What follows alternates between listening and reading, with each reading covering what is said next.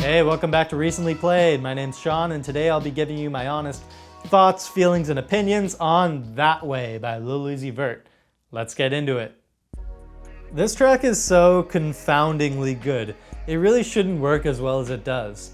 I don't think there's anyone who didn't burst out laughing to some degree upon their first playthrough of this track. But then after a few seconds, you go from treating the song as some kind of joke to going, this is actually pretty great. Once Uzi hits that verse after the first chorus, we begin to hear the track as a legitimate song and not just some gimmicky reinterpretation. Most of the time, I tend to enjoy hip-hop samples that are a lot less obvious than the Backstreet Boys sample that Way is built around. Some of the strongest samples I can think of are ones where the producer will take just a snippet of the song, something that was barely noticeable in the original track, and give it new life by creating something totally fresh and exciting out of it. However, That Way is an excellent exception. It embraces how obvious the sample is and shamelessly plugs into our millennial nostalgia. It creates something new while simultaneously riding close to the source material, and I think that it's Lil Uzi Vert's performance that we have to thank for this. In a lot of cases where we get these very obviously sampled tracks, it shifts a lot of weight over to the MC to make it into something memorable, and Lil Uzi really delivers on this one.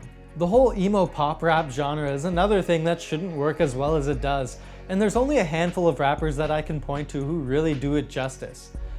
Lil Uzi Vert is definitely among the best in his class at what he does, but even then, he seems like a bit of an outcast, and there's a nice sense of identity that comes with that. Especially in That Way, I love how Uzi just shrugs off everyone's opinion of him and continues to do his thing.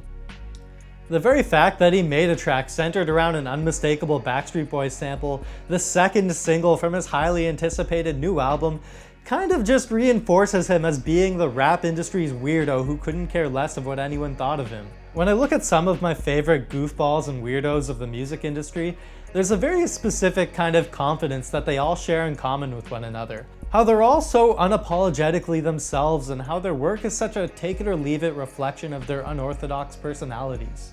Now, even though I criticize the track's sample for being overly obvious, I still think that this is a really tightly produced beat, and they get a lot of mileage out of such a simple sample. There's some great moments where they tweak the beat just enough without changing too much, and it goes a long way toward helping the track elevate instead of losing steam. I love the background vocals, the guitar loops, and the use of the rolling sub-bass sound that has grown in popularity in recent years from producers like Piero Bourne for Playboi Carti or Jetson Made for DaBaby.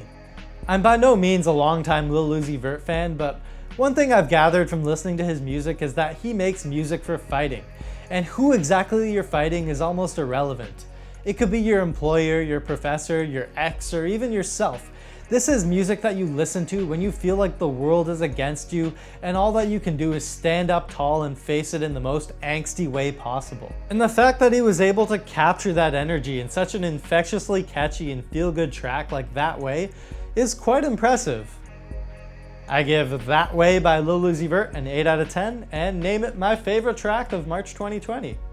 Alright guys, thanks for tuning in. Hope you enjoyed it. See you next time. That Way is